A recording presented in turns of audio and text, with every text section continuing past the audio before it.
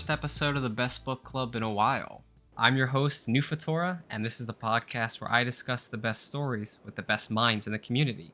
On this episode, I'll be moving away from literature entirely and taking a deep look at 3 of Joel Haver's movies. With me, I have JCCW. Thank you for joining me. Hey, thank you for having me. Yeah, I'm excited to talk about these movies. Yeah, I guess we can call ourselves the best media club now. Well, movies do have stories, so technically it counts. That does count. That does count. And there are certainly some stories we're going to be talking about today. Oh yeah.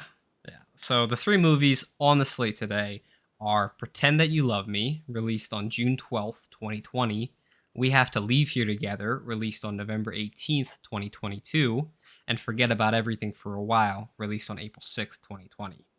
And all 3 are available on YouTube for free, and I'll leave a link in the description to them. We'll be diving in deep, so major spoiler warnings for all of them, and go watch them if you haven't yet. You're really missing out on some of the best cinematography I've ever seen. So I first found Joel through one of his old-timey skits. He's been doing weekly skits for a long time, like 5 years or something, and sometimes he's done these like olden time skits, so like people in like the 20s and 30s in movie, like people, how people act in movies. And I randomly took a chance on We Have to Leave Here Together when I was coming down from a nice acid trip, and that's the same circumstance I watched the other 2 in, coincidentally. And halfway through We Have to Leave Here Together, I was already sold on how good it was and was ready to watch another one. And by chance, I picked Pretend That You Love Me. And so Joel is my favorite filmmaker. Like, and I'll really expand on this quite a bit as we actually get into the movies. But he captures such raw humanity with every scene where Hollywood struggles to get one scene of legitimate humanity in entire movies. It's ridiculous. And he's also super outspoken about just doing whatever your dream is yourself, like, accomplishing it however you can. Like, he's made these movies for almost no budget or no budget at all because he already owned the equipment, so he didn't have to pay any money for any of it. But he really does such a fantastic job of making dreams feel like they can become reality. It's like if you haven't seen any, not just you, JCCW, but people in general, if you haven't seen him speaking about movies in general and like how he feels about the movie industry, he's got a second channel called Joel Talks About Movies.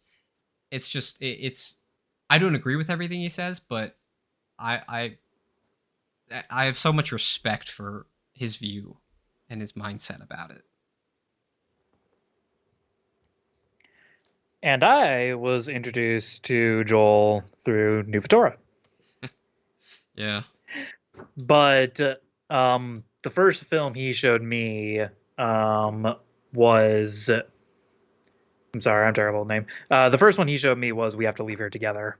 Yeah. And when New talks about the humanity in that Joel captures, I fully agree, because most of the time Hollywood is scared to show the imperfections in Yes. how we operate in normal life. And Joel is perfectly content with showing just how silly or even just how awkward life really can be, even in our normal conversations. And he captures that in every scene that he films. Yeah. Yeah. It's crazy, and I have plenty more to go about with that, but I also kind of want to preface to anyone who does want to watch these movies, each one is extremely different from the other. yes, So if you're absolutely. going to go in and expect something similar in this trilogy, like something connecting all 3 of them together in some way, don't. Yeah. It's the only thing that connects all 3 of them together really is Joel and his filmmaking.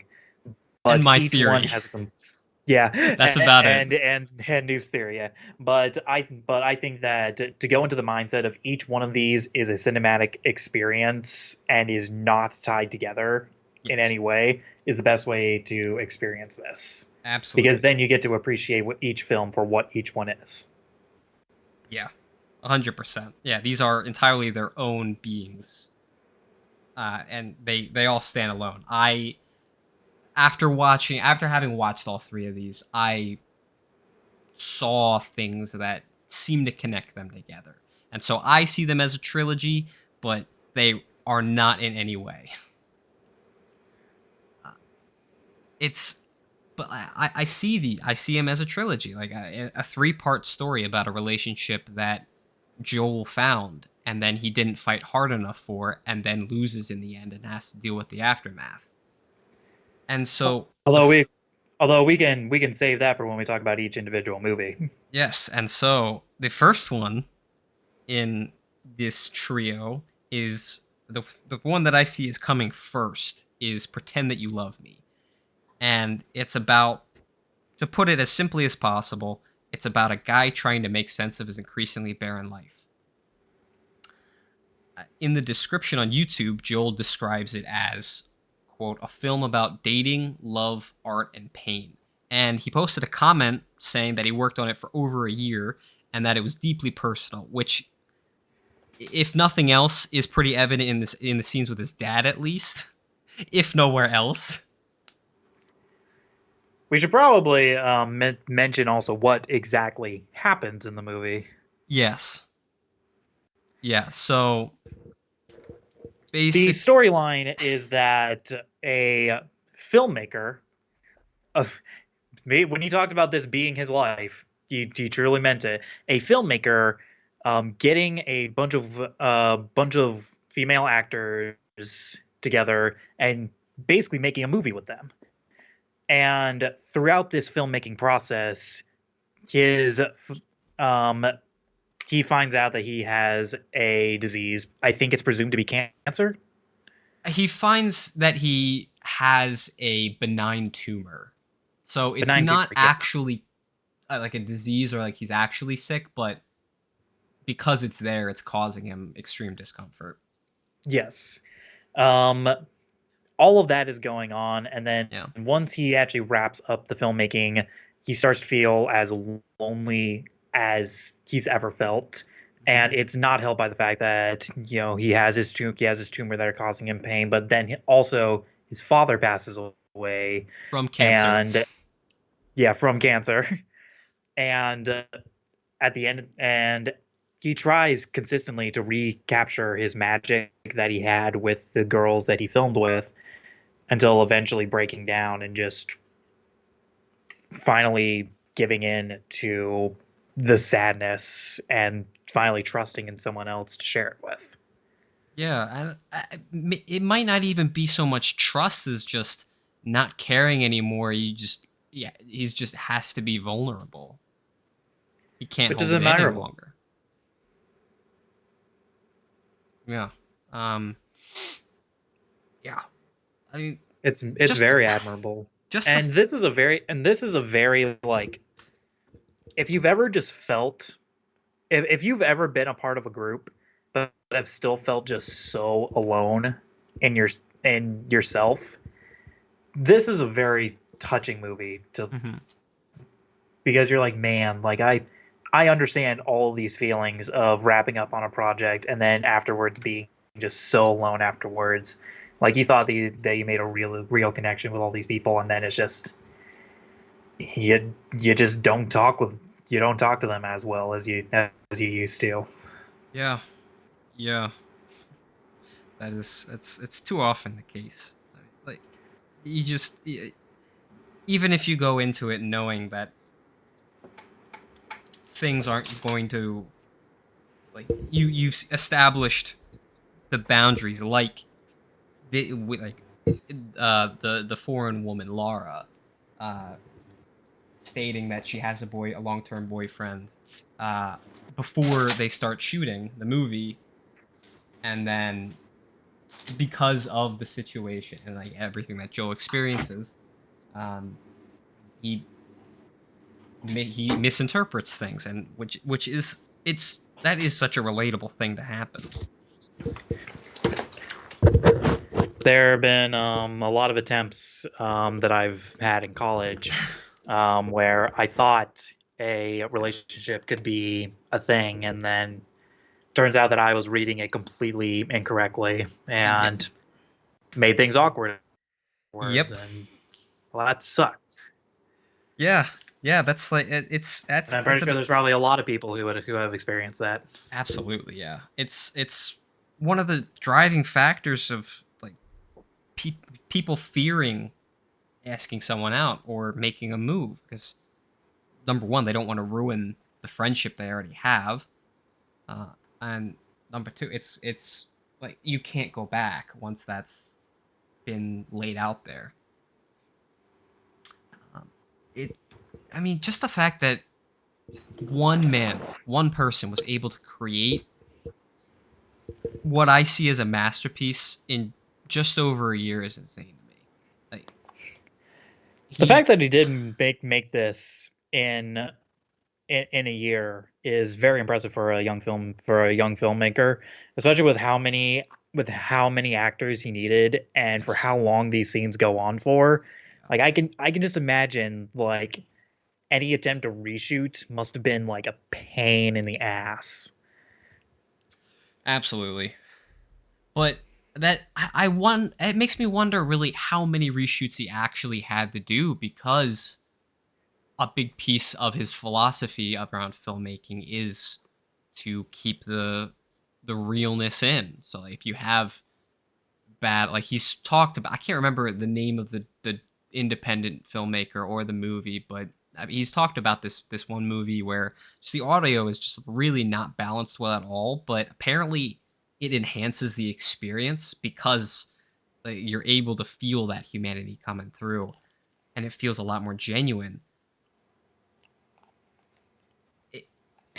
It, It's it's a good it's a very good philosophy, and yeah. coming from an acting background, a lot of the scenes with the female actresses really do feel ad-libbed, and like there's a lot of improv there.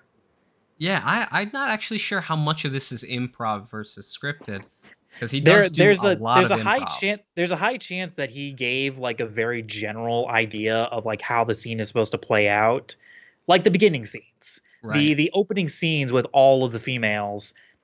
They all follow the exact same pattern.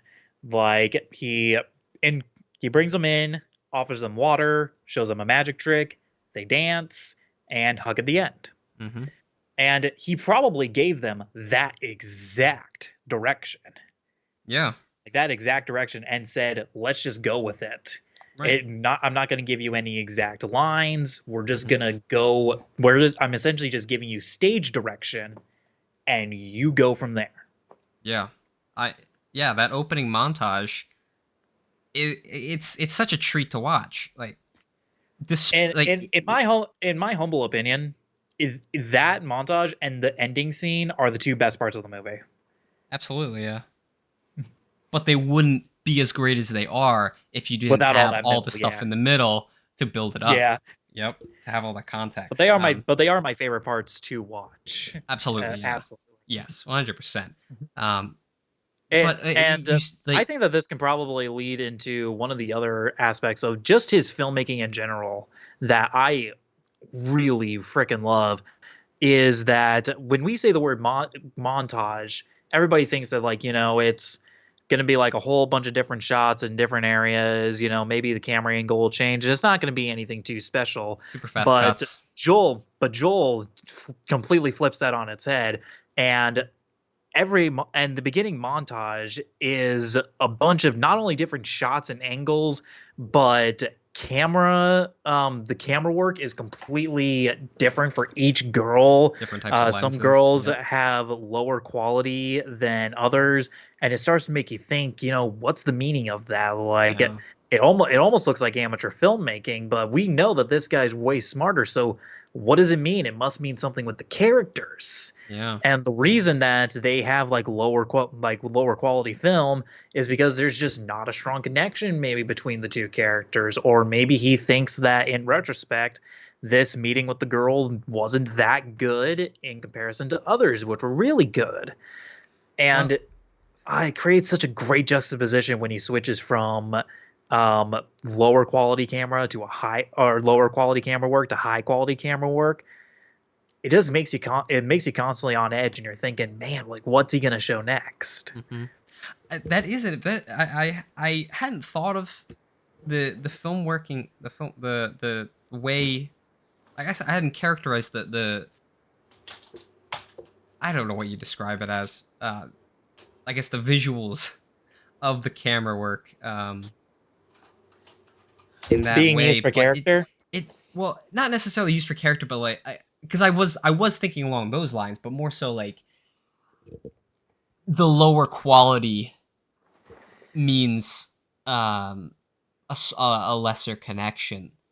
And I I would I would actually be behind that if it weren't for the fact that one of the women who has that lower quality treatment is Laura, and they go on multiple dates and have one of the best relationships of any of them, in my opinion. They do, and maybe that shows that like it grew like Yeah, as that's it went true. on, because it could easily be that it started out like complete. Laura's the foreign one, right? Yes, Maybe that's it. Maybe there's just not maybe he didn't feel the strong connection because they're so distant from each other culturally. maybe. And as they go on more and more dates, they start to grow a little closer together. Yeah, yeah, maybe. But that's the beauty of Joel Haver movies. Is they're so open to Be- interpretation. they're It's very great. open to her There's really no interpretation. right or wrong answer because Joel leaves them so open that it's so And widely there's even applicable. more examples of this where there's one girl. I wrote this down when we were taking notes Hmm. on the movies. I wrote down that there is one girl that is always filmed in a dark area. However, there's a light source right behind them that illuminates the both of them. Brown curly hair, And yeah, Hannah. and I interpreted that as that being a dark relationship, with a tiny little glimmer of hope between the two of them. Ooh. Oh, see, I got thoughts on this, but I want to jump back real quick to something that you brought up about the opening montage. About how it feels like they were all given the same sort of general direction and they just ran with it. Hmm. I I feel like that is the case, but even within those, like you get these little differences in how Joel interacts with each woman and how engaged and invested each woman is in the situation and scenario, especially for the first one shown, Annalisa, with how actively engaged. Like she's so much more engaged than anybody else in that Oh first. yeah. And I love that she's the first woman shown, and then she's the woman he ends up with, and it creates this nice cyclical nature to the film, while at the same time having the beginning and ending have far different contexts and circumstances surrounding them, but they happen in the same locations. Like there's so many layers. It's so good. Yeah. Oh It's man, all part of just his filmmaking process. yeah. Everything is done intentionally. That's the thing though, is like because Joel I would love to see his story writing process, that and because how he would screenwrite this. yeah, like I don't I'd just love to see his whole. I'd like to watch him just create, like, because like his weekly skit. He stopped doing weekly skits so he could focus on doing 12, like fully creating 12 movies in 12 months. That's Um impressive. yeah, he's got balls to the wall with movies. He's got endless passion for him. He does so much improv that like it's hard to tell how much is actually scripted versus improv. Like I don't know how much he actually writes versus just gives general direction. and sort of guides the scenes in the way he wants through acting. My theory is that instead of writing the story, he writes the camera work and then builds a story around it. That actually, that's probably the case because he has spoken about how I can't remember if it's all the time or something like at least sometimes for videos and movies he'll just find a really nice shot that he likes and then he'll film something in it.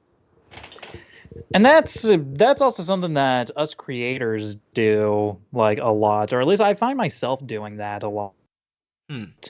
I write a lot of I write a lot of D&D stories, and a lot of my world building ideas come from something that I've just been consuming recently. Hmm. Or if I'm like reading through the lore books, if there's something that really interests me, I tend to build something around that and be like, I want to expand on that idea because it's really freaking cool. Yeah. Yeah, it's that I think it's so helpful to always keep an open mind for a little bit of improv here and there because you might Absolutely. stumble upon something that like is a much better direction than you were originally thinking. That's happened a lot. Yeah. I mean, for me, especially in D&D, because I can build my story as tightly as I want. But then my party, through essentially nothing but improv sessions, we eventually find they eventually create something that just sticks for Yeah. the rest of the campaign. Recently I gave them an attic full of magic stuff, and there was going to be one magic item that was just like a cute reference that all of us would get and would be nice, and they picked up the object and are keeping it with them for the rest of the campaign. Nice. And I'm deciding to, you know what, I'm just going to change a little bit of my dungeon design and story around to fit with that because I think it's really cool. Yeah. Yeah, that's I mean that's such a major beauty of D&D is you can create your story however you want, but ultimately the players are going to dictate how it goes.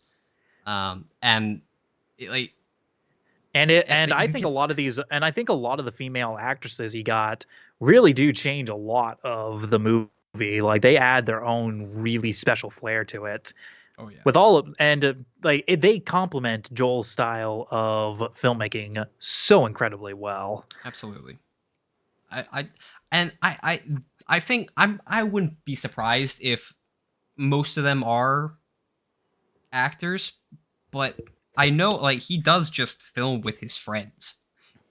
So some of them might just be his friends just doing acting. Like he's also a big proponent for just getting random people in your video. Like if you're doing videos or whatever, like you just get random people to help you.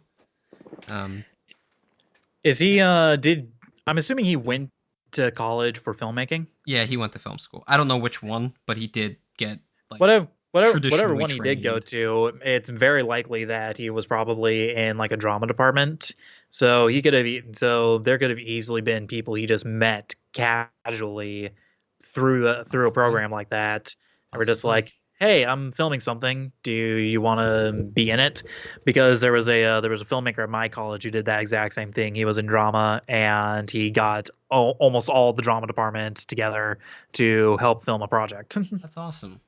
Yeah, I don't know. I guess it would depend on where he went to school because he lives in LA. So if he didn't Oh, go to that's film school in LA, then easily. Well, yeah. I mean, in LA, you can find as many oh random yeah, actors and actresses as you can. yeah. But anyway, going back to what I was saying, that opening montage is so upbeat and positive. And it's showing all this life and vigor and how active Joel's social life is. He's dancing, he's really having fun. And by the end, when the movie reveals that it was all for a movie, the character Joel is making, he's alone, barely keeping his emotions under wraps, and he's slowly getting physically lower to reflect the metaphorical low point he's at. And basically this movie is just a masterclass in filmmaking in my opinion. Just endless layers to this. It's so good. I think uh what makes it even better is that a lot of the scenes with him, as we mentioned with the montage, they repeat a lot, and there's a lot of repeating themes throughout the rest of the movie. How the dates with Laura, the foreign lady, they are always in the background. Like the characters themselves are always in the background, and they're basically really small in comparison with the rest of the background. And Yes. there's a lot of, and I mentioned already I already mentioned the girl who he's always Anna. filming in the dark with. Yep. However, there's a little light there. There's a lot of repeating patterns throughout all of that. Yes. So many symbols. It's Hmm. great. And it's just it's very easy to, I think it's very easy to pick up on them. Hmm. And I think all of those repeating patterns really add to the character that Joel himself is playing, Yeah. where he really is like very alone, very not entirely sure of it. And the repeating patterns just are almost like symbols to represent he's not really progressing forward. He's still just sticking with the same things he thinks is constantly working, but he's still alone at the end of the day. So Yeah. at the very end, he has to just try something new. That is a really interesting thought. Yeah, I like that. But that's one of my interpretations of it. Yeah. Yeah, I mean, I just like just in general, I love that he uses the composition of a shot to characterize the scene and the characters. It's so good. It's so great. Like he takes advantage of so many of the aspects of filmmaking that are just completely ignored otherwise.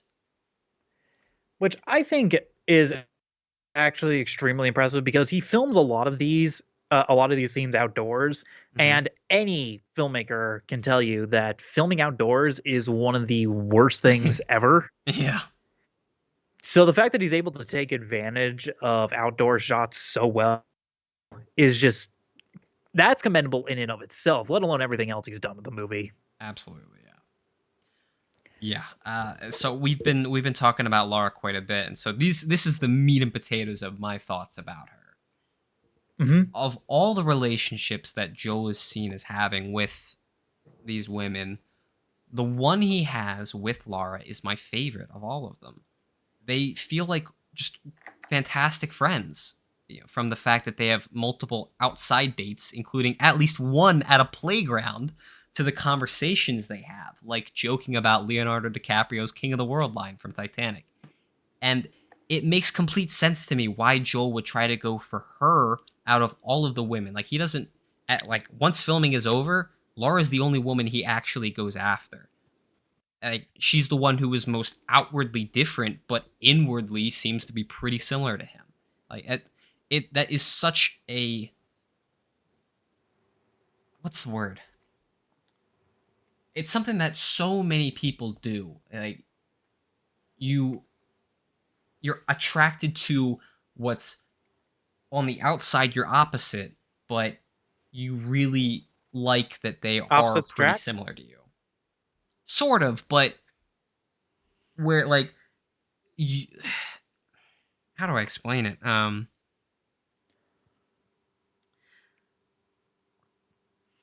I I don't know. I guess I don't quite know how to I get the concept at least. I can get the Yeah. concept.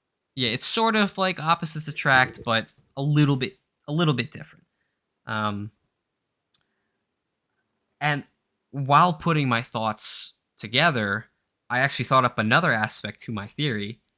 Um and it turns what was initially just Joel's story into his romance and breakup with Laura specifically over these three movies. And I'm talking about the scene where they role play as star-crossed lovers, like they're like my dad, like with the like having feigning the conversation about Laura's dad and how he'll be upset, like he doesn't want a person like Joel to have his daughter. Um, and that, in my mind, mirrors the scene in We Have to Leave Here Together, where both characters roleplay as gangsters talking to a wooden bear who owes them money. And that's that. Those two things have nothing to do with each other, but that's two things that I think link together in my theory. Um, It's like as you said, so many of the scenes with Laura are wide shots, and Mhm. you you basically said this is I agree with what you said. Like it represents Laura being a small part of what Joel needs, but not the entirety of it. There is the one scene though where they're framed in an opening in a brick wall, and in that scene they're getting slightly intimate. Where in every other one they're just giggling or making little jokes or like having conversations, like friendly things. Where this is intimate, and in that shot in that scene, nothing else is in focus. Nothing crosses in front of the actors. It is framed extremely well, so like they are front and center. It's just them, and to me that represents what Joel actually needs, is love more than friendship.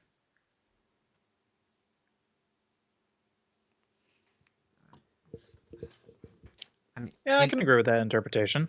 I think it's very solid.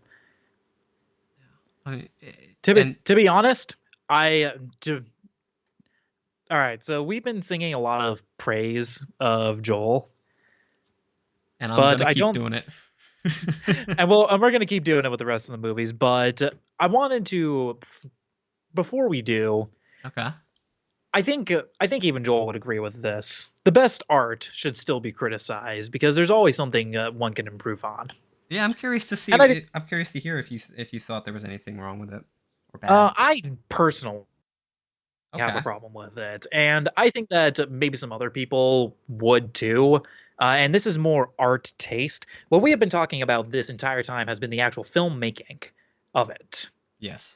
But what we haven't really discussed is acting and dialogue Hmm. in the sense that it is very improvised. It does, and it shifts around a lot. Like we have our montages. Like there's no like really set order for scenes. Hmm. And we don't even like the reveal that he's a filmmaker doesn't really come until about halfway through the movie. Yeah. And the dialogue never really conveys anything else. When I talk about the filmmaking itself being the characterization of it, I mean that almost like it's really the only characterization for it. You have Joel has a little bit of characterization with his dialogue in the sense that he always sounds in the opening montage he sounds really happy to like share in a dance or share a magic trick with the girls.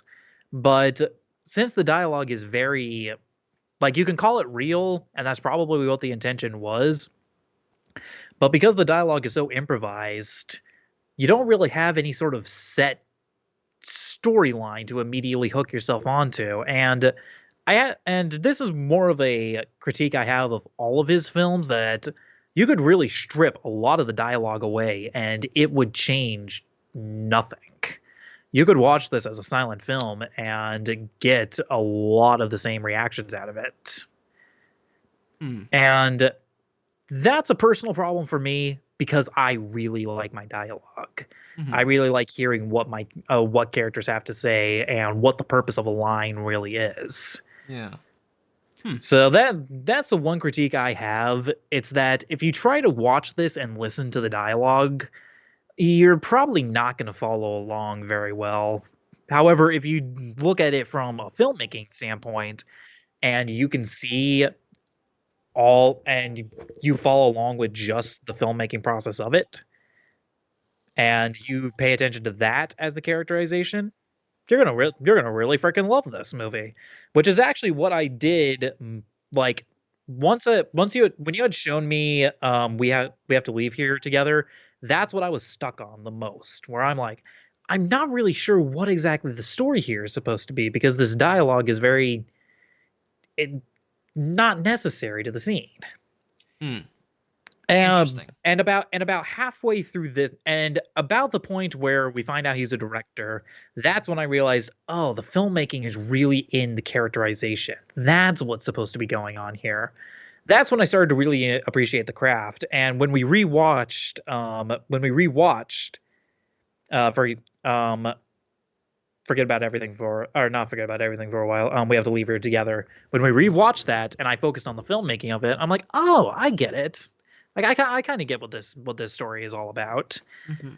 The dialogue, if you try to focus on that, it's really not needed at all. Honestly, I would love to see a silent film out of him. I think he could do really well with that. Interesting. I disagree with part of what you're saying. Thinking back to the first time I watched We Have to Leave You Together, I do remember, I guess not necessarily being confused, but really wondering what was actually going on, like why things were happening. But I guess once I got through the entirety of it and then I thought back on, I reflected, then I came to the conclusion that the dialogue is just as important as any other aspect. Um, that is, I what the the point that you bring up though, Joel's movies generally don't have a really. I guess they're not really so much centered around a focused story. I think that's a very fair point, and that's I think that is the case. So I guess the movies might not be for everyone. Um, Yeah, no, I think what you're saying is a very fair point. yeah, because like when I think it depends on like how you vil or how you view filmmaking yeah, and as as an art because I love to be because I'm a very casual movie going kind of guy, but my favorite movie might like I don't know if it is a genre this type of filmmaking, but I enjoy comedies the most. yeah, And that's because I that's a think genre. smart and I think that smart comedy is some of the best filmmaking that you could ever do because it's so difficult to do. Yes, it But if is. you are able to master down the amount of timing that it requires to make good comedy, I find it very, very impressive. I actually wrote a paper in college about the smart filmmaking with in regards to comedy. Hmm. Okay. Interesting. Yeah. When I look at like I guess it's the way I'm watching the movie. I'm analyzing everything, every single aspect for characterization of the characters. Like I do this specifically in Joel Haver's movies because and a couple other ones that like I hold in extremely high regard for having so much indirect detail. I think Hmm. you won't get the full characterization from a for a character just by listening to their dialogue. It is just a single piece of the whole. If you just try to get your character from that dialogue, you're going to be missing so much because so much of the characterization comes from the way Joel, like the costumes he chooses, the way he had, like the way the moves that he chooses to make. The lighting, the camera quality, Yeah, like where in the shot are the characters supposed to be in. yeah, and because they're speaking so naturally, it It allows you to kind of branch yourself out and like really focus on like what everything around the scene is. That's sort of what happened with me. not Is even when that. I- when I okay. it's like when I realized that that a lot of the characterization is in the filmmaking.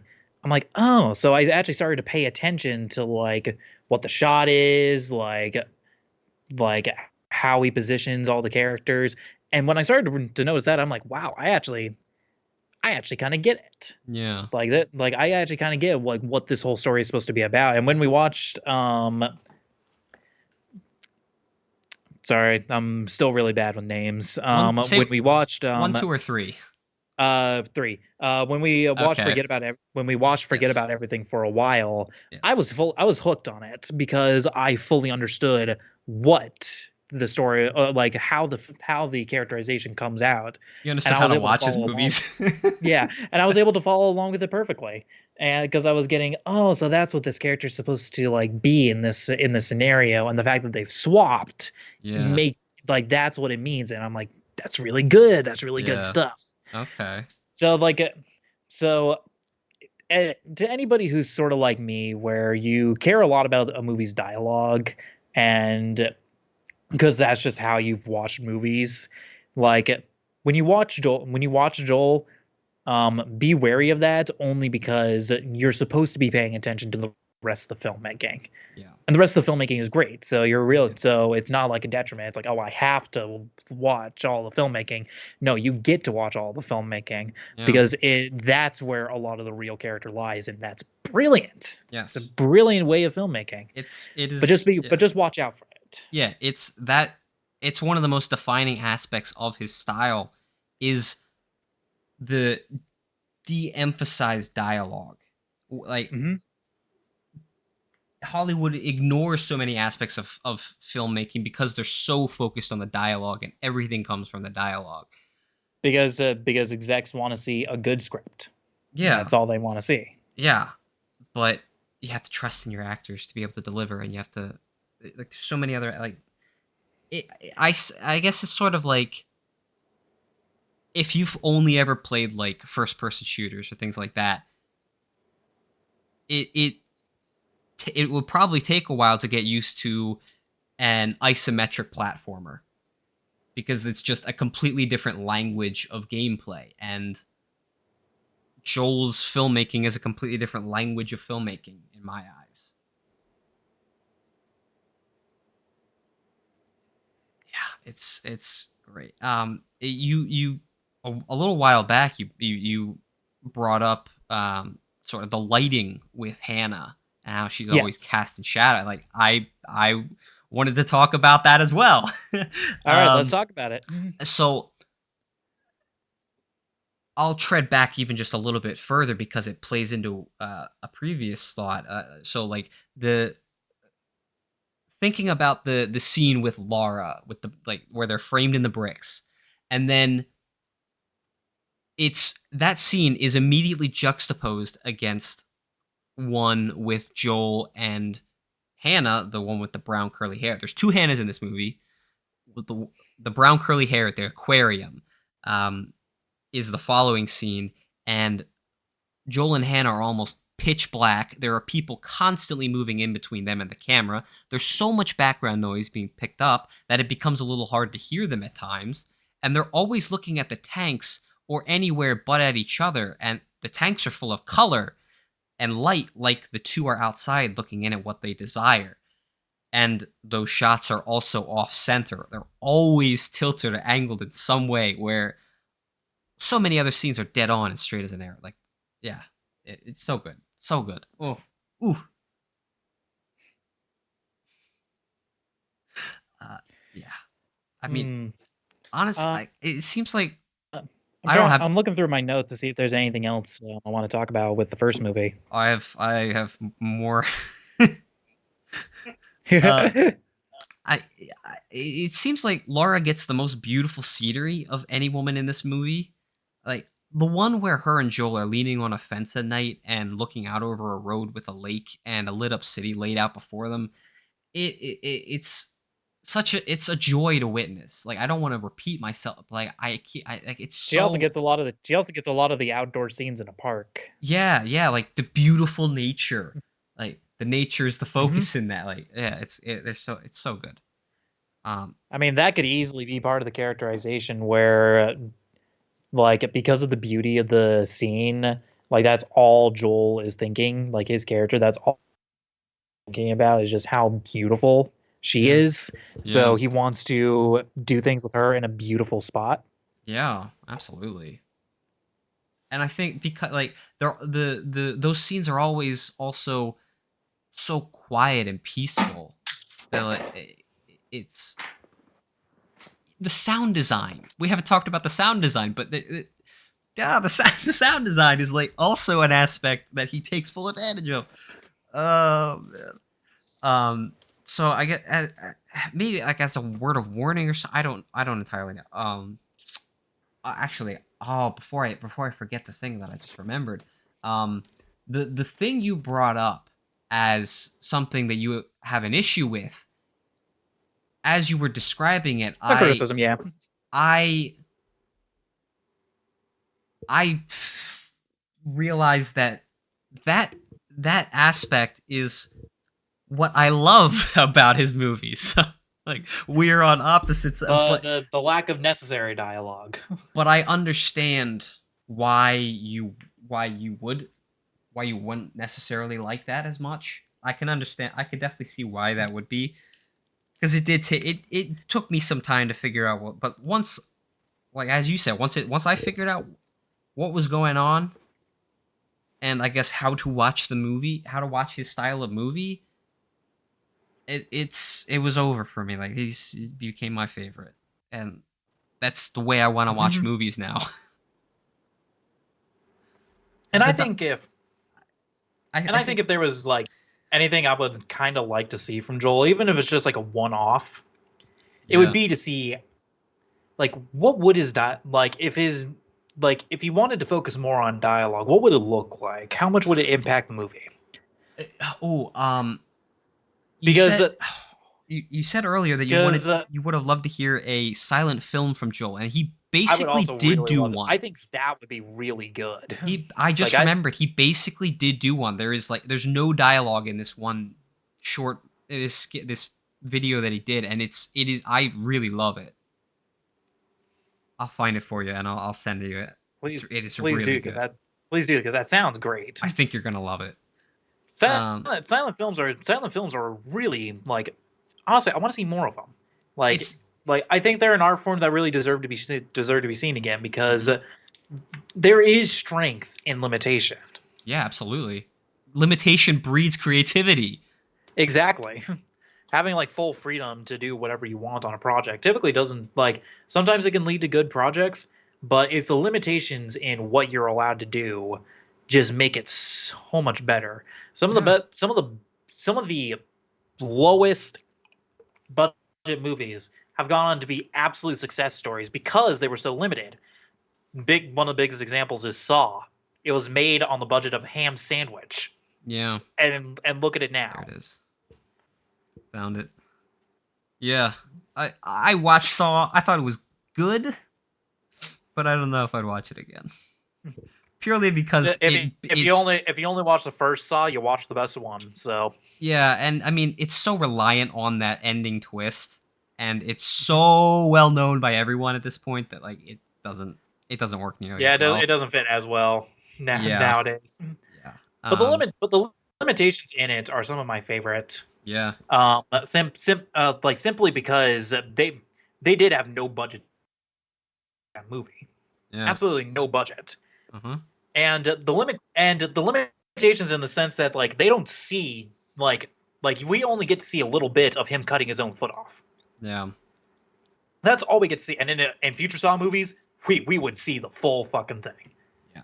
Yeah, it But in became this really one, gore porn. we only get to see a little bit of it. It has to be implied, which it's just so nice. It's just Yes. so nice. It feels like Yes. it respects audience intelligence. Exactly. That's exactly what it is. Yes. Mhm. You're letting the audience be intelligent. Yeah. Yeah, which a lot of films nowadays don't let us be, and we Too much really need more media. of it. Too much media in general, not just Too- movies, but media in general. I mean, like Yeah, Pokemon, the original generation, the insane hardware restrictions that they had, not force on them, just the console, but on the cartridges themselves, the space limitations to be able to force them fit. to start thinking. Mhm. Yeah, they and they're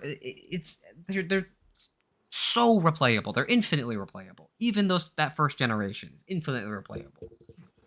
I'd say the first generation is harder to replay for bag space alone because uh, as a huge Pokemon fan who has played every single generation,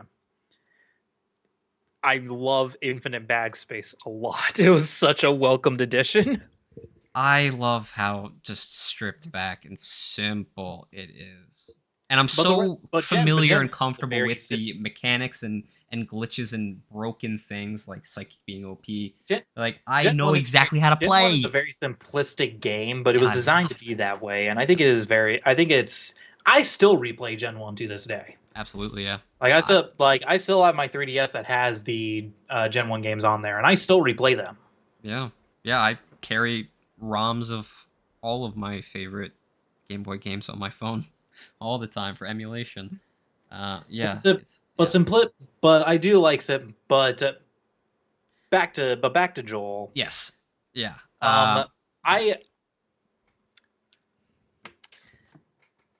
I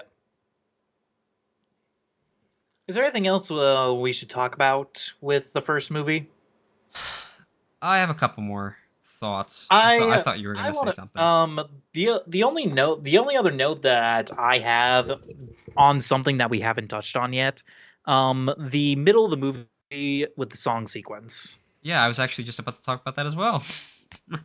Um, Definitely it feels like it comes out of nowhere when you first watch it, and even like from a Yes.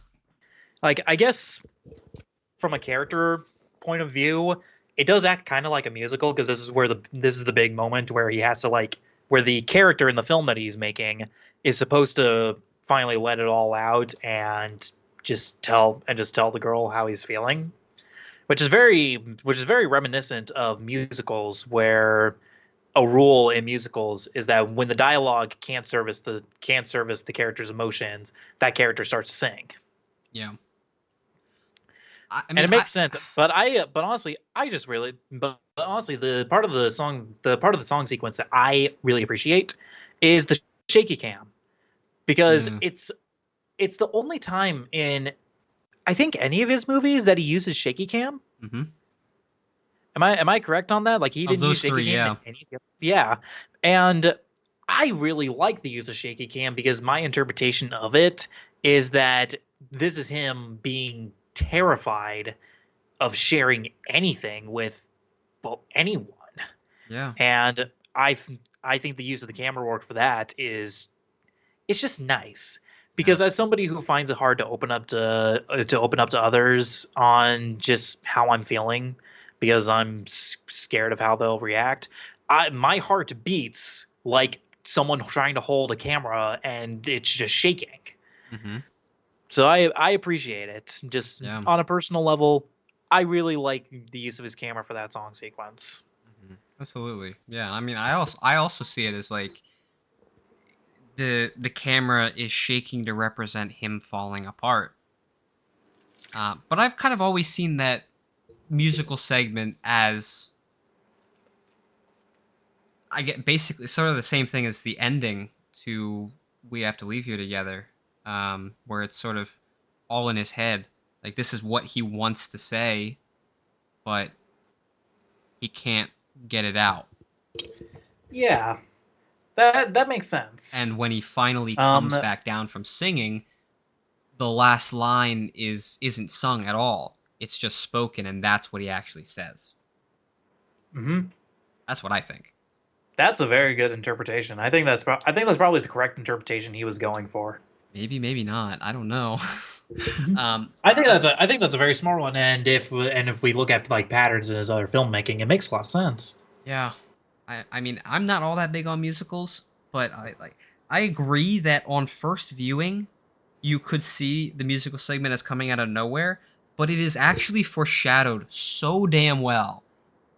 It's just he just casually inserts a tiny line of in conversation about him singing into one of the scenes with the blonde Hannah,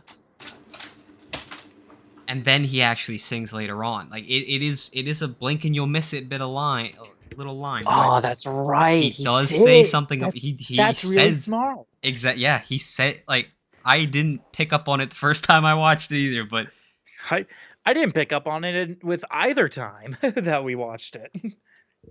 yeah, yeah, it was there. Like Gosh, that's so smart. yep. um, I mean, I won't lie and say he has a good singing voice, but it does perfectly encapsulate Joel as a filmmaker. like he might not make the most visually stunning work, like the most high end graphic effects or whatever.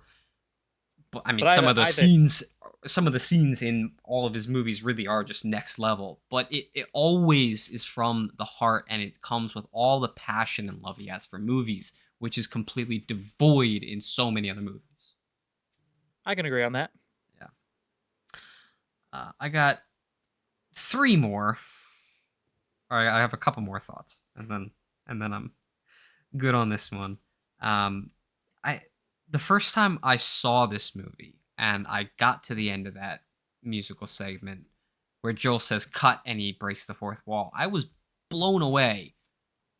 Like there were tiny little hints like the microphone's crackling in the beginning, but everyone involved in that first half plays it so true to life and realistic that I couldn't help but feel like it was actually happening in the movie. I mean, Joel does adjust the camera at one point, but I just brush it off as something simple, like he was recording his dates for whatever reason. Not that the dates themselves were an act in the context of the movie. Like that, I thought that was a really nice twist, basically. Like Joel's movies really don't usually have twists, but that kind of was a twist. Uh, and I mean, another major aspect of Joel's style that really sets him apart from so many other filmmakers is that he allows scenes to fully play out, like the first couple seasons of The Office. He gives them time to space. He gives them the time and space they need to breathe and really come alive. Like anyone watching has the time to actually invest in what's happening and fully take in every aspect of the movie. And more importantly, they're able to actually follow what's physically happening on screen. Like, you have all these ridiculously shaky cameras or constant cuts, which is so prevalent in what's today produced. And it becomes a bit of a chore. Like I've tried watching like Jason Bourne, great movie series. It's hard to follow what's happening sometimes. Yeah, And yeah, that's like very true. I rewatched the John Wick movies, and it's fantastic. Like I've heard people talk major shit on four and like especially four, but some on three. But they're just like some beautiful long shots of like very obviously Keanu Reeves doing all of these things. Like it looks so good. Oh Um, yeah, but I mean, ultimately, the John Wick. My fiance and we went to go see it opening day. yeah, I watched four for the first time recently. I rewatched the other three, and just I think they're so good. They're so good. So Um, good. but really, the ending is what fully sold me on "Pretend That You Love Me." I said it before, but there is so much raw humanity and talent on display, especially between Joel and Annalisa, and it concludes every major plot point brought up, but it doesn't fully close them. And so it lets the people watching it imagine how the rest of this relationship plays out. It flows so naturally, like their movements flow so naturally that it makes complete sense how they end up where they are in the final moments. Like you're not wondering why one of them moved the way they did or said something. It just is so natural, and it like especially in the context of the first half of the movie was a movie within a movie. This feels even more realistic to me, even more grounded. Like I just love it so much. It's so good. I mean, yeah, in general, this ending scene is one of the most powerful I've ever had the pleasure to experience in any medium. It Excuse me, my dog is trying to butt in and mess with my stuff, even though he was fine where he was a second before. Go to the other side, buddy. Um, I think for each of Joel's movies, the ending is one of the strongest scenes for each one. yeah, It perfectly encapsulates what the entire point of the story was supposed to be, and emphasizes all the main themes of the characters. for sure. Like with pretend And that you each love. Oh, keep going. and each time it hits hard. Absolutely, yeah. Pretend that you love me's ending is my favorite of the three. Um, the way I see it is, it's a man looking for some kind of light amidst all of the darkness, like drowning him, and it finally comes to him when he just can't hold it in any longer, and he allows himself to be vulnerable, no matter how unwilling that may be for him. Like, it's such a strong message of hope, but it's such like, at the same time, it's such a tiny light in such a dark. It's all like, there's so many contrasting sides to all these layers. Oh my god. Yeah. All right. I mean, I guess at some point we gotta. Oh man. Yeah. All right. So moving on to the second in this trilogy, the way what I see as a trilogy, We Have to Leave Here Together, is a story about two unnamed characters grappling with what they believe their relationship to be versus what it actually is. And I think my favorite part of this movie is the shot blending, because the plot of this movie is a couple essentially going on vacation to a house for a week, Mm-hmm. and they're trying to reconcile with the fact that they both care about each other, but they're not sure if they love each other. Or at least the girl doesn't think. The girl is questioning if she really loves him. And he's trying to grapple with explaining why he loves her. Yeah. But the thing is that Joel plays both characters. Yes. That is. So That's something to every get single used to scene at first. has Yeah. been shot twice. One Yep. where he's the girl, one where he's the dude. And man, the shot blending is so good. Yeah. It's really good. Yes. It's better than some big budget movies Yeah. His masking is incredible. because he Uh. has to talk to himself Yep. constantly. Yep. Yeah. I had to do a project like that, a short video interviewing myself for a video class I took back in high school, and that was pretty fun. It was kind of fun. It was interesting doing that. There's something else I should say about the shots.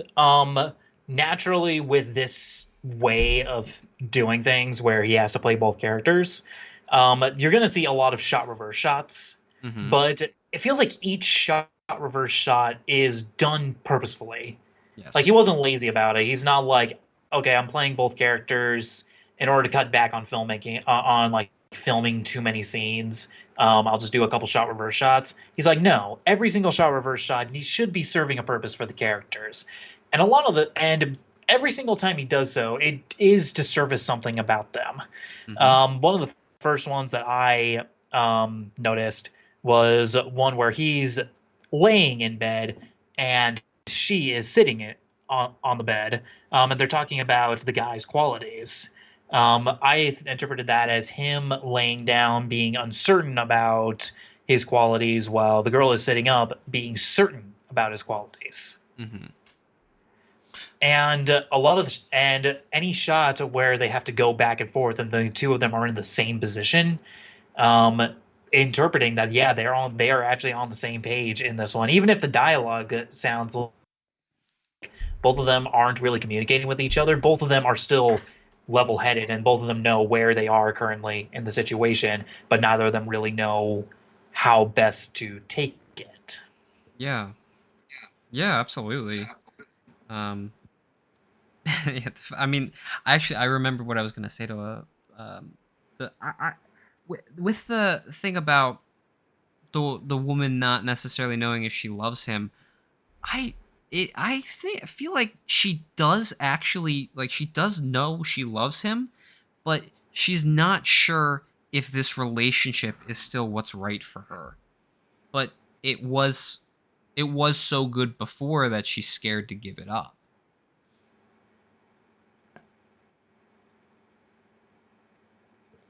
Yeah, I agree. Okay. All right. Um Nah, so I disagree. I yeah. disagree with that interpretation. Yeah. Um yes, but so I guess going back to your point, like, one of the big pieces that connects this movie to Pretend That You Love Me in my mind is that Joel plays both characters. And like, so like, yeah, the mirrored positions, that movements, and like they mirror each other's actions sometimes with like drinking the water. And um yeah, I definitely think I yeah, the how do I I describe can it? only imagine the editing process for this movie Yeah. uh because I can just think like, my goodness, the amount of takes he's probably had to do and to line up each take to see which one fits best with the other must have been like just nuts to try and do. yeah, yeah. I can only imagine how much work he had to put into this. But I mean, for Joel, it's not really work. That's the because he loves it so much. So like he's willing to go to Yep. these lengths. Um, with Joel playing both characters, it is like a driving piece in my theory, where like at first the person you meet in a relationship is entirely their own person, where they're devoid of any connection with or influence from you. But as you get to know each other and share your lives together, you start to adopt mannerisms and characteristics of your significant other. And Hmm. by the point of this movie, the male character is perfectly content with that, where his partner is possibly changed from who they were and isn't sure who they become. So she questions if this relationship is still what she wants and needs. Yeah. I didn't actually put much stock into the fact that he played both characters for this one. I thought it was just a stylistic choice and was like, eh, like it's kind of neat. It might just be, but like I love overanalyzing things that I love, so But Joel's stuff is meant to be taken with a deeper meaning, so I think that's a very likely. possibly. I don't I think that's a yeah. I think that's a very likely interpretation of it. but it's just one of many Um, possible interpretations. I mean, I think it's pretty crazy how neither character is named, yet they both have so much depth and feel like actual people. Like, they react they how do normal feel like people actual would. people. They have conversations about nothing. They hang out and say nothing at times, as people do. They just eat. They have a drink of water. Um, Something funny that I found while I was just skimming the comments. One of them, before we have to leave here together, is quote: "I just watched a man talk to himself in a wig for an hour and witnessed some of the most raw and real conversations I've ever seen in a film." And honestly, if that doesn't sum up my feelings on this movie, I don't know what does. Like that's exactly it. Yeah, I think that's a very accurate. I think that's a very accurate description, honestly. Yeah. I mean, all three movies in this supposed trilogy showcase Joel's incredible skill in editing, but I think We Have to Leave Here Together takes the cake. Despite having just a house and a yard to film in, he makes full use of every room, going from as many angles as possible over the course of the film. Like he really gets to show off his masking skills by like showing both characters laying next to each other, which like and it doesn't look out of place at all. It doesn't look like it looks like Joel was cloned and he's laying next to himself in real time. Like it's crazy. Like and There, there's especially there's one really cool shot I liked where the guy is standing at the kitchen and he's looking out the window, and the girl is laying on the couch on her side, like come on, like that's like yep, that when we talk about using limitations, that's a really good way to do it. It's like yep, showing him like being optimistic and her laying down not being totally sure.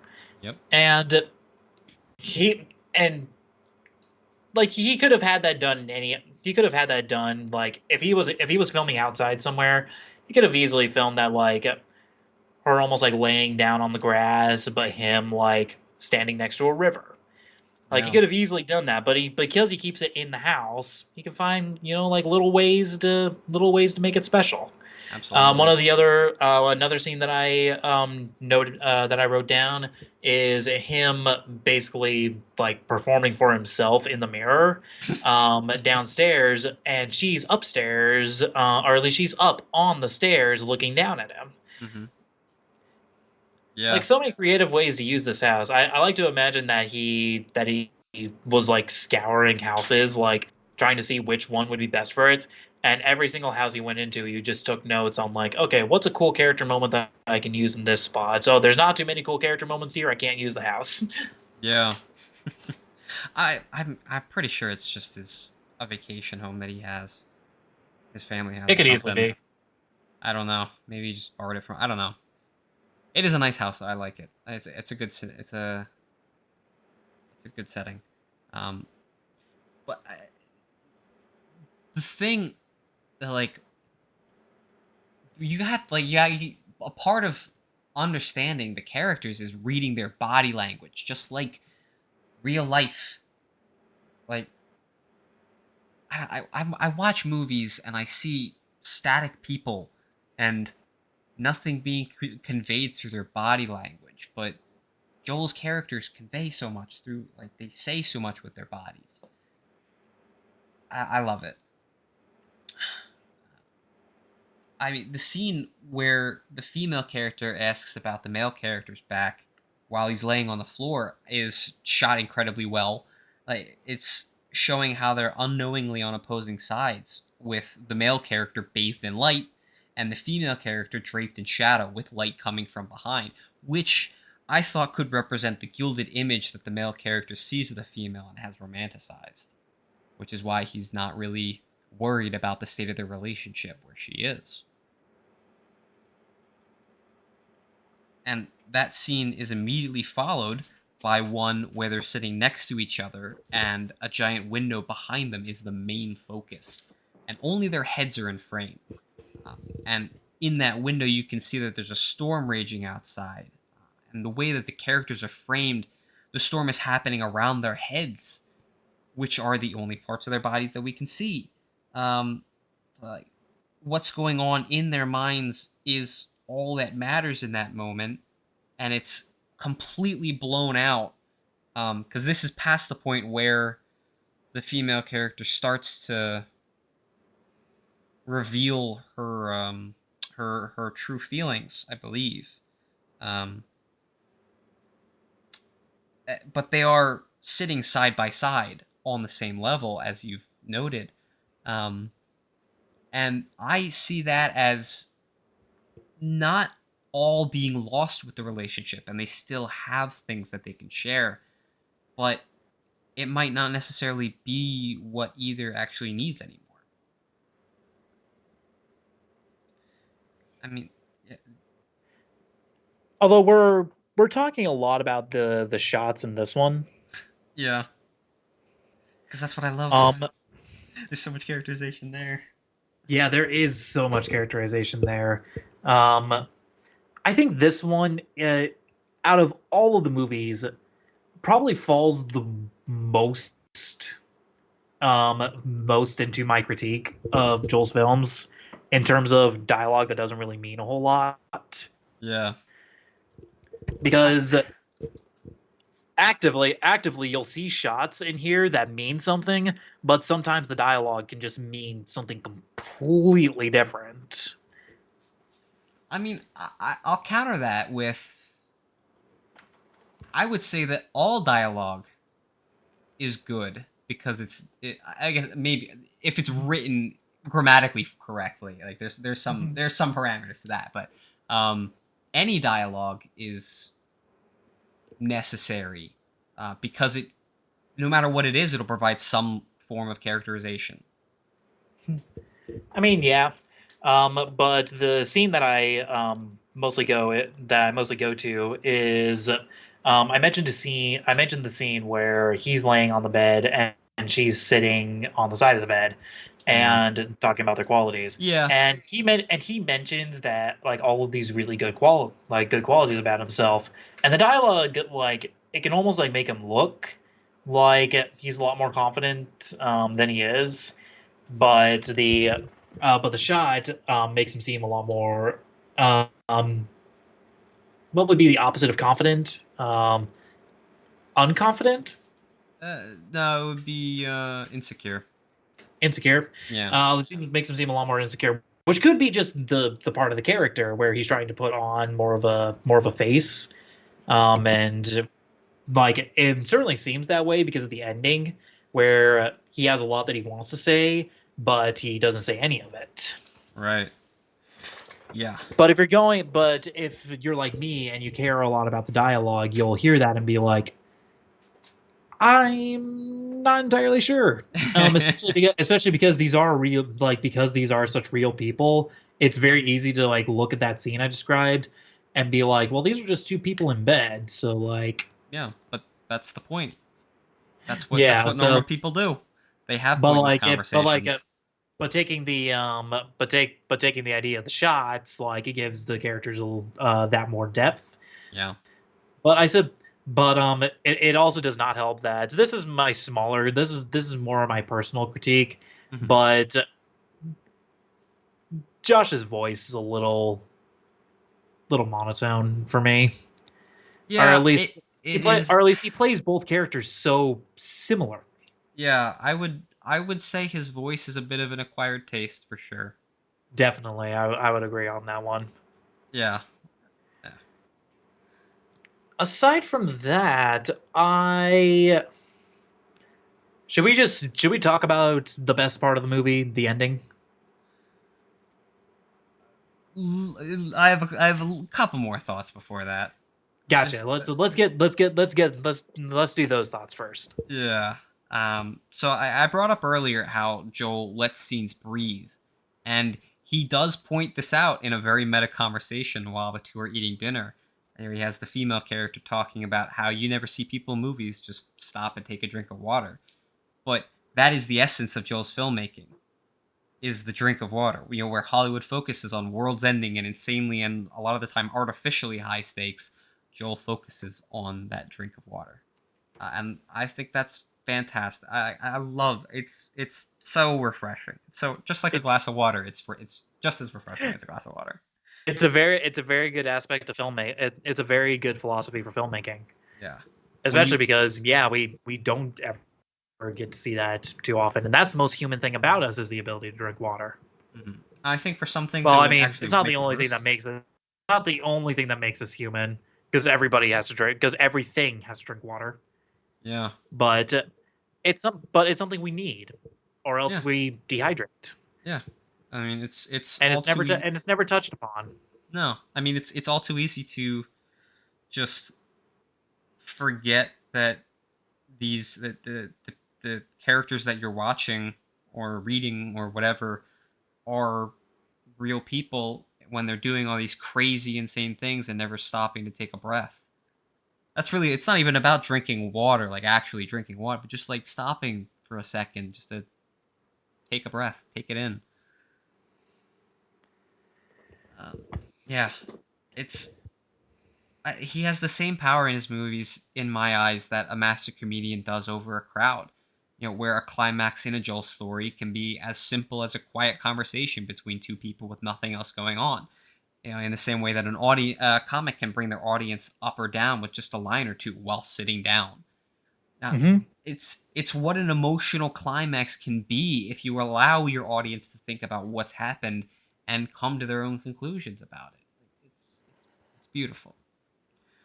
Um, I mean, the little "you're cute" exchange the characters have while settling down for bed always makes me think of the "look at us" meme with Paul Rudd on Yeah, Hot Ones. The as soon as I heard that, like, look at us, look at us. I love that meme. It's great. Um, I don't know if this is. I don't know if Joel actually did script this, but if he did, it's really well done. Where the male character writing a poem, I think it's a pretty creative way for Joel to get away with reading exact lines and running off an actual script without making it seem like he's actually reading a script. But I don't know if he actually did that because his typical route is improv. So I don't know. But if he did, it is a very creative way to actually hold your script in hand and not mess up any of the words. I have a So feeling that I have a feeling that poem just had to be scripted. yeah, I think it had to be. There's no way that could have been improv because imagine if he has to take multiple takes Yeah, and he makes a good poem immediately. Like he's probably gonna want to keep using that poem. exactly. Yeah, retry with a different take. Yeah. So the ending, The it ending. it really show. Honestly, it's in my eyes, it's the best edited scene of any of his movies. More than just the three I've shown you as well, like of any Hmm. of them. Um, and it really shows that Joel had this whole movie planned out. Yeah, I can't imagine that it was filmed exactly in the order it's shown instead of filming all the scenes at each location and with each costume at the same time. Maybe filming something quick if he thought of it later down the line. Like he had to have done like there's no way he would have shot, every scene in the order that it's shown in the movie. Um, but being able to keep such like I see this as a very tight focus. Being able to keep that focus the entire way through and being the only person to handle everything is like what the fuck? how how do you do it, Joel? I think I interpret this ending where we actually didn't really describe what the ending was. It's a he gets asked whether or not um he gets asked whether or not they need to be together to love each other. The girl asks him that, and she also asks, "Do you have anything you want to say to me?" And he goes through a massive montage of him repeating a lot of the same words over and over and over again, like "You're cute," "You're funny," "I love you," I just want you to be happy. "I just want you to be happy." Yeah. That And that it's just oh, I picture that just like I picture that almost just like a voice booming in his head, like constantly, like just trying to tell him just everything that he wants to say to her, and he doesn't actually say any of it. And I interpret that as this as the guy character realizing that he does not actually have to cling to her, hmm, and he doesn't actually have to show that he's clinging to her. It is okay that he can let her go and realize that she'll be okay. No need to push it interesting. Hmm, like he's been doing the whole movie. interesting. Yeah, I'm that I mean the ending when I say the ending, I really just mean the scene outside the van and she asks Yep. him and then it goes through that. Not even And including that scene where she says that we don't have to yeah, be together. Um I I see the his I see the fact that he doesn't say everything that goes through his mind. Well, actually, let me go back a little. Like going through the montage, it starts off so bright and confident and cheerful and then it slowly devolves into basically crying and depressed and terrified. Um, and I think the montage is put together in that way to show like he might have initially said what he wanted to say, but then he started overthinking it, and he uh, what's the word? He catastrophized. He started catastrophizing, and it just built up in his head more and more. It snowballed, and then like, he just wasn't able to say it. Um, but I think rather than it being from a place of accepting that we will be okay on our own, I think it comes from a place of fear of coming on too strong, and that might push her away. And so he thinks that by not saying anything, he might be able to hold on to it for longer. That's a good interpretation. I like yours as well, though. And like, I don't, neither one is Maybe correct. it could, either that or both of them are kind of correct. Yeah, and Where, it's just as likely that there's aspects of both. Like that's like it's any number yeah, of like things.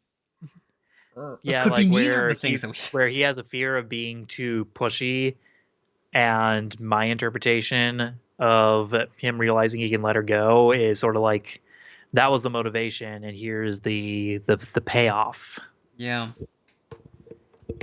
yeah. Like it's God. When it comes to favorite scenes overall between these three movies, I'd be I don't know if I'd be able to decide between the opening and ending of Pretend That You Love Me and the ending of We Have to Leave Here Together. Like as soon as I start focusing on and really thinking about one of them, that's the one I choose. But then as soon as I switch to the other one, that's the one that I choose. Like they're so like this ending is so like it's one of the best pieces of cinematography I've ever seen. I think Oh, for me, out of this trilogy, this one is my least favorite, but it has my favorite scene, which is that ending.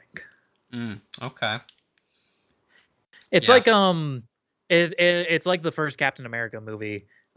Like it's fine. It's not my favorite one. It's not my favorite one, but it has the best ending. hmm.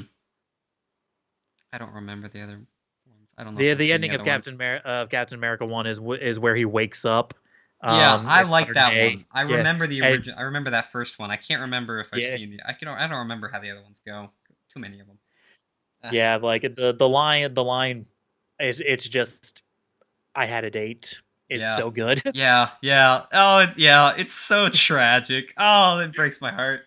Yeah, It's so good. And that is like good. That is the fantastic rest of the writing. movie isn't as good as that final scene, but Yeah, oh, that final scene is so good. And I feel that. that way about this. And I feel a similar way about this. Hmm. Where it's probably out of all of these, it's probably like it's like the Lord of the Rings movies, where one of them just has to be on the bottom. Like when you rank the three of them, this one would be my one on the bottom. But that ending, Hmm. oh, Interesting. so good. My I. personal favorite one is the first one. Yeah, really. You like Pretend That You Love Me the most. Okay. Yes. Good. That's. I mean, mine. I just switch. We have to leave here together and forget about everything for a while. So we have to leave here together second for me. Forget about everything is third. Interesting. The way, huh? Okay, that's interesting. I I feel like I was expecting you to actually have we have to leave here together as top. Hmm. Hmm. Yeah, I mean it's second place, Yeah. and Interesting. Okay. It's last. our no is You it have it it last. maybe I was thinking of our next one. Sorry. Yeah. Um, but yeah, like we have to leave here together. Like I'm only putting it at the bottom. I'm only putting it at the bottom because the rest of the movie I don't have much to really say about. Uh huh. But that ending, I can that alone I could probably write an entire college paper on. Yeah. I mean, that's what makes the movie worth it to me. That's what makes it so good is that ending. But as I said, for whatever the thing was before, without the without everything else, the ending doesn't really mean anything. Hmm. So Yeah, yeah, you need I guess that. that is a very fair point. Everything else is just as necessary. Should we But move yeah, on to forget about everything for a while? yes. Now for the final movie. Forget about anything for a while, and that it's a movie that on the surface is about, as Joel puts it, two strangers house sitting for a family that's away, but I see as so much more. It's in the description for it. Let's probably give a overview of what the movie actually of like what the plot of the movie actually is. Um, Yeah. a So guy a that guy starts out house sitting for apparently is it his girlfriend? no, it's just a friend.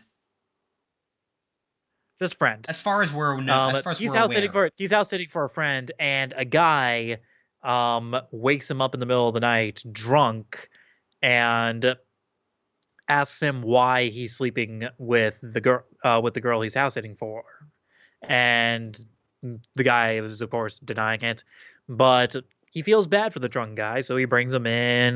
They go swimming. They sit by a fire. This happens a couple nights in a row, where every time the guy leaves, he gets drunk and he comes back and complains about why the guy is sleeping with the Amber. girl, and every time he Amber. has to deny it. Yeah. And eventually, like these two kind of grow a friendship together, but then they start to really hate each other, and it's the two guys having to come to terms with just each other. Yeah, I mean it's one of those friendships, quote unquote, that is just a surface level thing. It's just there is plenty of tension underneath, but you have Oh to yeah, you're masking it for the sake of courtesy. courtesy to the other person, Yeah, and like which is something that I relate to a lot, like having to be courteous to another person just because I recognize them as just a friend figure. yeah, even if you might not necessarily like them. And trying to talk to them on a personal level is just something that I can't do. Yeah, yeah. So Joel's character is like he's there. We know that he's supposed to be there to house sit for Amber and her family, and he's done it before. And the red haired guy, we don't get a name for either of these characters, just like we have to leave here together. But the red haired guy, whose real name is Mason Carr, so I guess we'll just call him Mason, just to make it simple. Mhm. Um, Mason is essentially barging in and trying to meet up with Amber to rekindle something that, if it existed, existed a very long time ago. And it seems like he's just nursing an old wound or something. Um, but in the description, Joel says that he shot the movie in 6 days and completed it in 2 weeks, which is insanely impressive until you see that he Which is did it just all improvised, which makes it a lot more understandable of how he did it that easily. although But he it is prob- although still he could really have eas- crazy to me. although he could have easily like done this like for his other movies, or he could have easily done what he did for what I theorize he did for the first one, where he gave like a general idea for the scene and then the two of them just improvised everything. Yeah, I mean he all he says is that everything was improvised. So I don't know if he gave direction or not. I mean, he must have, because there is a very clear through line, not necessarily like a full on plot, but I mean, I guess there kind of is, like they do these things in a sequential order, but um So let's talk about the interesting shots in this one. I mean, real quick before that, to be honest, this is my least favorite of the trio. Because the only way that I can Hmm. stomach Joel tolerating some random guy drunkenly stumbling in and staying when he has no idea who the guy is by subscribing to my theory about this specific movie, which I'll go into more depth a little bit later.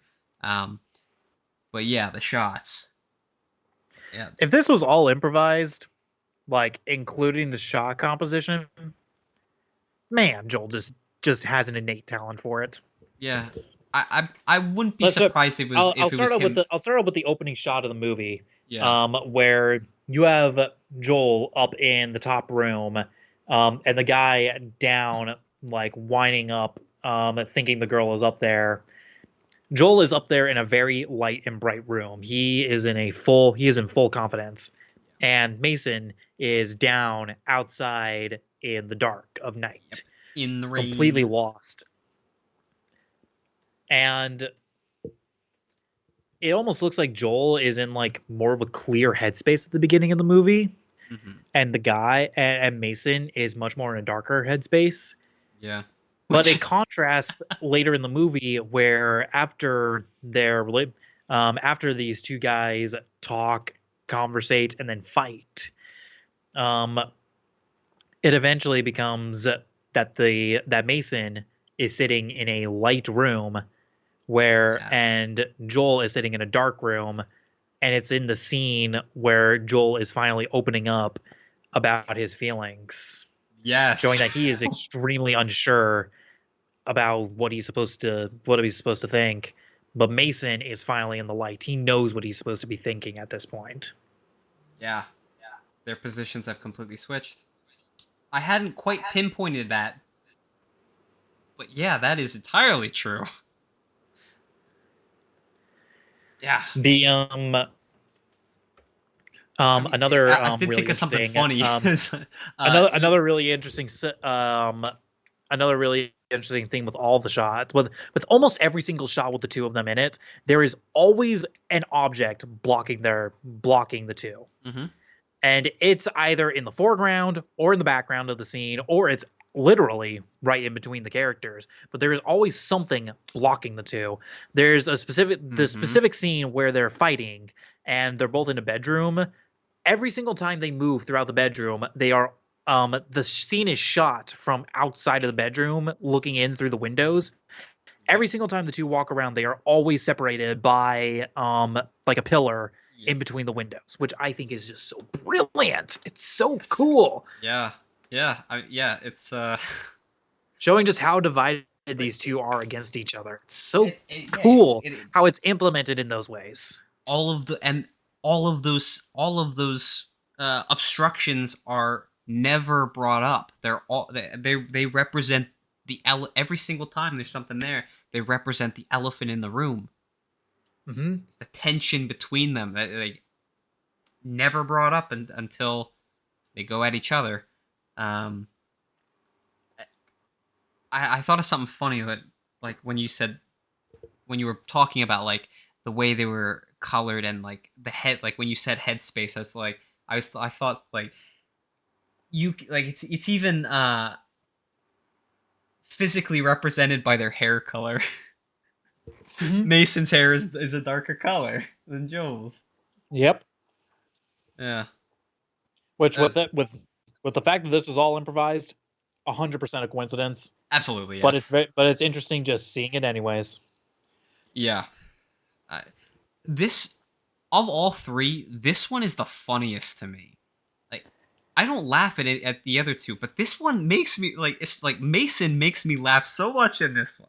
Like the scene with the ping pong game before Yeah. before he changes the mood from the way they converse, like the line he says about what he and Amber supposedly had when they're sitting on those deck chairs, um like especially the line "I must admit," like the way he says it is so funny to me. I don't know why. It just makes me laugh so much. I The, mean, it's sort of the feeling of these are just like two friends making a movie together. yeah, and but Mason's character comes across so heavily as like, damn it. The thing I was gonna say, just like I just had it in my head and it just fell out of my head. Why? Dude, every time. Why? Like I was as I was about to say it, it just fell away. Why? Like ah, Mason's character is like he's. I guess he always feels like he's bullshitting to me. Basically, like he's just making shit up as he goes because he's got nothing to do. Um, Yep.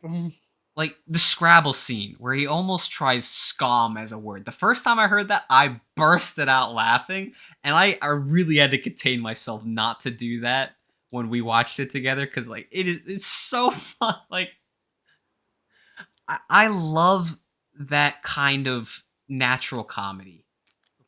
Like the dumbest shit ever is like just between two people is so funny to me. Don't know why. I think But it's just I think it adds the realism of it all. yeah. where it does really feels like just two guys having Yeah, fun, yeah. just bullshitting with each other. There is. I saw a different movie by Joel. Um, Up until recently was the most recent one, and I'll send you the link. You can watch. It's 40 minutes, so it's not that long. You can watch it if you want, but I see it as sort of like the epitome of Joel's style, especially in one aspect. Um, and it really, like, I could see a lot of forget about everything for a while in it. Um, but anyway, you were talking about like the, I guess the use of mirroring, essentially, like their positions and how they're positioned and all that. And yeah, I agree. It is insanely incredible. Like I wasn't even thinking of the instances that you brought up, but absolutely, like the opening, yeah, like that is really well done. And by the end, it is switched. Like that is so nice. It's even, yeah. If it is like how could this be improv? It feels like it's so well done. Like it's so carefully crafted. Like the sheer amount of scenes that play into these two characters being compared side by side is the main thing driving my theory around this movie, which is that Joel is at this house alone, and Mason's character is a representation of the trauma Joel needs to work out from the breakup he had with the person he found in Pretend That You Love Me and was close to losing in We Have to Leave Here Together. Some more of the scenes that I think that showcase this mirroring are the balcony scene where Joel moves to where Mason's character was standing, especially the one where Joel is swimming and dunks his head under just as Mason asks how he knows the love he had was real. That scene really was what drove me to believe my theory and create it. Like, that is too perfectly coincidental for that not to be the case in my eyes.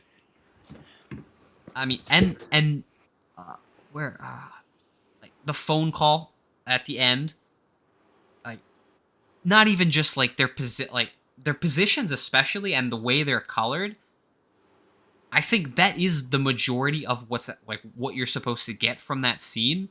But I think another portion of it is also that like while they're on the like what they say between each other, where like Joel he very weakly tries to correct Mason by saying that it's only a little over a week before Amber comes back. It seems like he's trying to convince himself that it's worth it to stay.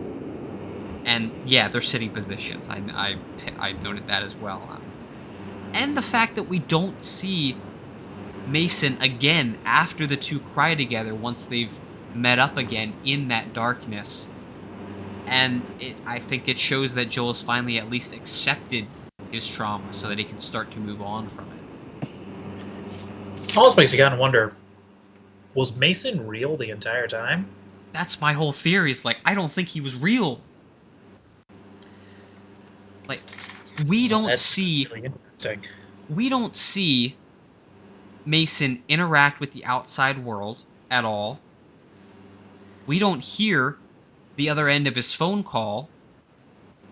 We know that Joel has interacted with the we pretty much know that Joel has interacted with the outside world because he wouldn't be at that house sitting if he hadn't. Those two You pieces know, of thing, those two things really make me think he's not real.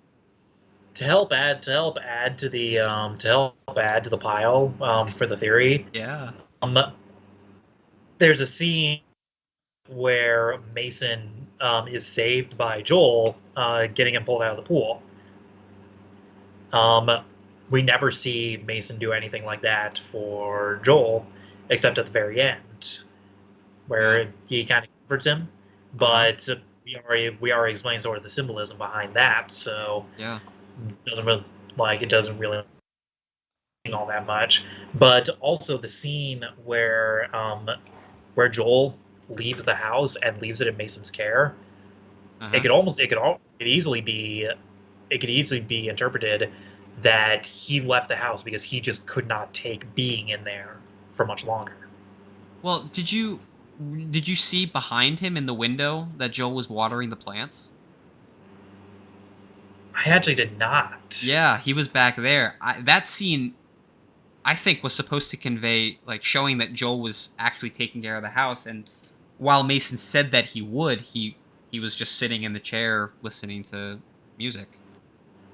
And that actually that is a very good. I'm glad you brought up that scene because I wasn't thinking about that, but I think like that's a scene I think that represents how these traumas just stumble their way into our heads. Like this house is Joel's head, and like they just find their way in, and then they hang out and don't help you or benefit you in any way. They're just taking up space and resources.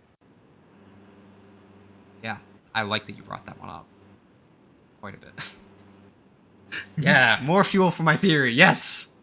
Yes. Oh man. But I like the theory a lot. Yeah. I think it's a very good way to tie up all three movies. Yes. Which which honestly, should we I don't know if you have anything else you want to say about the movie. I've already talked about the shots that I like, Yeah. and you already basically explained the ending for me. Like you basically said everything that my notes said.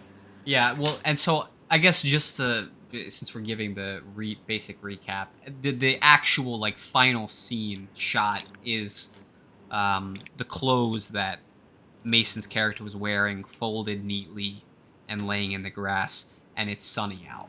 With like the storm is broken. Mm-hmm. Um, I have two small things that they're, I guess, like the one is kind of a criticism, and the other one is like a personal like why. So the scene with Joel struggling to pick up the ladder after it falls with an extension cord is kind of pointless and ridiculous to me, since the balcony structure thing that he's on is only on the second floor, so he could just climb down. And I also really don't understand how he lost control of the cord to the point where it completely fell to the ground. Ladders for a long time have been made with super Con- lightweight and durable materials like aluminum, which weighs almost nothing. So I don't get why he struggled with it so much. Like that, Considering that this was improvised, maybe he actually just dropped the cord. maybe, but the way it's long enough, and he's like he kind of like just watches it fall through his hands for long enough that like it feels very weird. It feels like he kind of put it in as like slapstick humor. I don't like I don't get it. I don't understand this scene. I think I know exactly I think I can explain the scene exactly to you. This is what happens when Joel makes a movie in 2 weeks and not a year. Because if he had spent a year on it, most likely that scene would have been cut because it had no purpose. Maybe, I don't know. Because I fully agree, it goes on for way too long Yeah. for a scene. Yeah, it's It's yeah. like, guys, what is the symbolism here? And I try to think of it like maybe it's him trying to like grab the opportunity again. But I'm like, Mm. the scene is taking so long, and I know like it in real life, it takes a long time for the opportunity to really get to you. But you could But just it, climb down. Like yeah, like it could be used in a better analogy. Like, what if it yeah. was like floating in the water? Yeah. Like, and there's a fear of it floating away. Now it hits a little differently. Yeah. Right, yeah. Like could legitimately or like the structure that he's on is higher up, so he can't just climb down or jump down. But the ground is right there. I don't see the point of it. Um, and the other thing is just a personal like, why are you doing it this way? You're just baffling me. Like with, I have, I have a lot of kitchen experience, and so I've worked with a lot of eggs. And seeing the way Joel cracks eggs just baffles me to no end. If you tap an egg multiple times lightly, you are so much more likely to break that shell into tiny pieces and get some in your eggs. You just give a one good solid crack so it fractures cleanly. Very minor, very personal thing, but that annoys me that he does it that way because you're gonna get eggshells in your eggs, man. Come on. I had my criticism of like that was more personal, and you have your own criticism that's a Exactly. little more Yeah. personal. Yeah. And because Joel so like heavy in on the small details to really hook you, when you get small details a little not as clear as you normally do, it's a little it's a little buggy. Yeah. Like those two scenes. I guess the way Joel does it in the egg with the eggs, and the whole ladder scene are what drags this movie down to last place for me. If it weren't for those two scenes, it would be neck and neck for second place between that and We Have to Leave Here Together for For overall me, what movie. keeps this one out for, for me, what keeps this one out of last place for me is that I think that Joel and Mason have better chemistry than Joel and Joel. Okay, I think it's probably because of the nature of having a second actor there. You yeah, have more of a sense of place. yeah, you can play off each other a lot more naturally. Mm-hmm. Where if you play both characters, it's going to come across as more structured, I suppose, in a way. Yeah. Yeah. I I guess I mean just overall, I don't see any individual thing. I can't really see any individual thing that really harms the movie in Pretend That You Love Me or We Have to Leave Here Together. But the latter scene just makes no sense to me, and I it mean, goes on for you've too already long. heard of my That's you've yeah, already heard my criticisms right. of those two movies, and I think Joel's voice uh, and the real lack of important dialogue in in the second one is a detriment to me personally, Yeah, which is what brings it down. yeah. And I'm a guy who really loves his dialogue, yeah, so and I mean, and it's a personal thing. I'm beyond used to his voice at this point, and I love that the dialogue is like the dialogue is made just as important as the rest as every other aspect.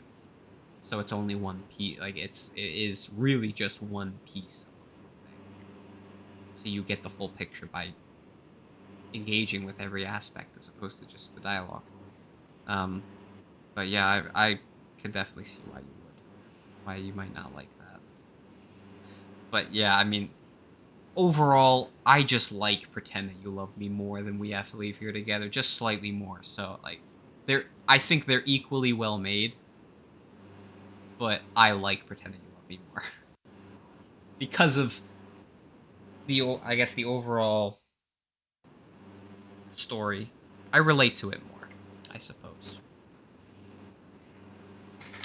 That's probably why I like it the most. The the overall story of the entire trilogy is a if your theory is to be accepted, is a really good story, and I think it speaks to anybody who deals with just feeling as if you're not worth much and that you should really keep quiet all the time because that's where you're safest. It really, I think, I think it speaks to that sort of experience and brings it to Yeah. light. Well, I'm kind of Because hoping. I can't speak for anyone else Ah, about this, but I know that it speaks to me because I no. struggle with it. Yeah. Yeah. Oh yeah. This trio of movies, trilogy or not, even if I didn't come up with this theory, they would still be some of my favorite movies. 'Cause, like like forget about everything for a while. I don't like it as much as the other two, but it's still one of my favorite movies. Um, like they I even if like I don't relate to every single aspect of all the movies, but I get so much out of them, and there is so much to unpack from all of them. Though, like, my favorite media, like this is probably the only consistent point that I can come up with for my taste in entertainment is that it has to be thought provoking in some way. Even that isn't fully consistent. Like Mhm. I have an undying love for things that make me think and can and make me I'm very think in much so many different ways. and I'm very much opposite of that. I grew my I grew up watching Star Wars, and that is as straightforward of a story as you can Yeah. get. But I love it, Yeah, I mean, don't get me and wrong. I think there is some I think there is beauty in simplicity, and it's also Absolutely. why my favorite. And as I explained before, my favorite genre is comedy, and Yeah. it's also as simplistic as you can get. It's not very thought provoking. You can't really watch it the same way multiple times, but Well, you watch I it the still same enjoy way it. multiple times. That's the thing. You can't watch it Yeah. different ways. Yeah. Yeah, yeah. Yeah, I get what you're I saying. watch it the same way every time, Yeah. but I never find it to not find I don't find that as much of a bad thing. No, and I mean, don't get me wrong. I like some of some of more of my favorite movies are very straightforward narratives, but they do fall slightly behind. Like my favorite movie of all time is Donnie Darko. If Donnie Darko didn't exist, Pretend That You Love Me would be my absolute favorite movie. Um, but like Donnie Darko, I guess that's kind of a blend of both. But it has a pretty straightforward narrative if you know what's going on. If you're watching it for the first time, you're not going to understand the straightforward narrative. But once you understand what the narrative is, then it is fairly straightforward. But there's so many aspects to it that can be interpreted a million billion bajillion different ways, and so many like Richard Kelly is a fucking genius for that movie. Oh, but we will we gotta do an episode on that, man. But Oh, we um will. that's all the thoughts I have for this trilogy. I guess just to reiterate my personal ranking, Pretend That You Love Me is in first, We Have to Leave Here Together is in second, and Forget About Everything for a While is in third, but they are all basically right behind each other. Yeah, I go pretend that you love me. We have to forget about everything for a while, and then or forget about everything for a while, and then we have to leave here together. Yeah.